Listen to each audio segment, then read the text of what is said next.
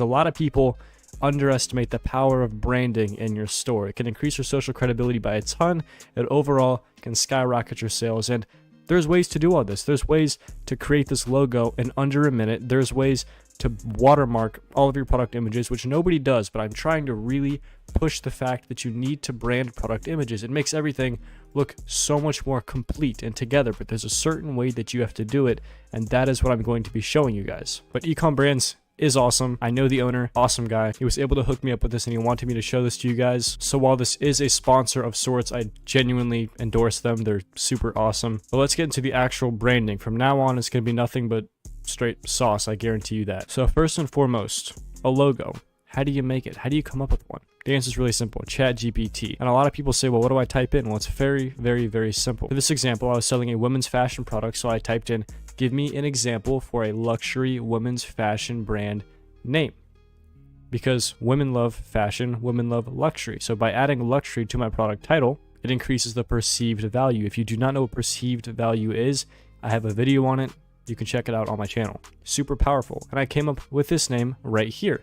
Now I needed to create a logo for this name, and I'm going to show you exactly how I came up with this and what this little mysterious green square means. Because trust me, it's extremely important. So for this name in particular, all I did was use the salt template right here. I just imported it and I typed in svelte, as you can see. That's literally it. I changed the background to white, and I never really like only putting words as my logo. I needed to add something to make it pop a little bit, and I simply typed in luxury into the element bar, and I just found this little feather thing, and I changed all of the colors so it looked like this. Now, why is it green, you may ask? Why is this square green? Why is everything green? Why are you blue? Well, here's why. As you can see, there are multiple colors for these pants. We got green, black, blue, gray, khaki, and white. Out of all these options, I think that green pops the most. Blue is a close runner-up, but with these pants, it's more of like a gray blue. So I think green is better. Now, if you don't know already, I have a very, very simple color scheme formula when it comes to pretty much all my websites.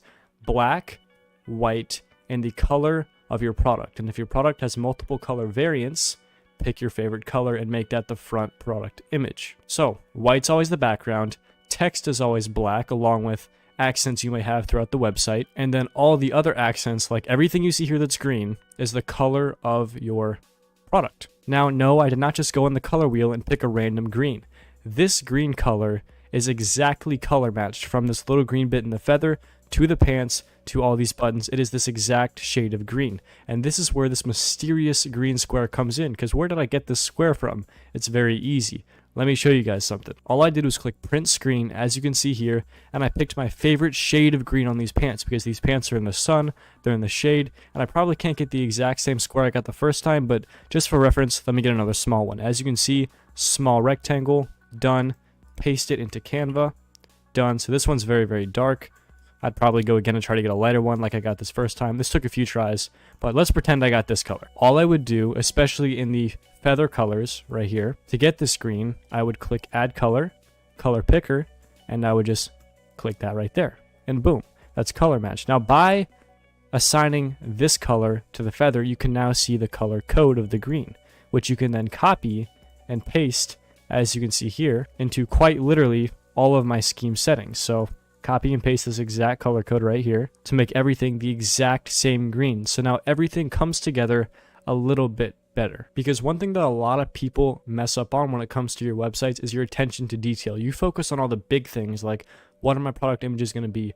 What is my media going to be? What is my text going to be? But a lot of people don't focus on the small little psychological subconscious triggers that a lot of customers have, like the color, the social credibility, watermarking or branding your product images, which we're going to get into in just a second. But I promise you, focus on the big things first, of course, but once you have the big things dialed in, it's time to take a little bit of extra time and patience to really fine-tune the details in your website to make it perfect.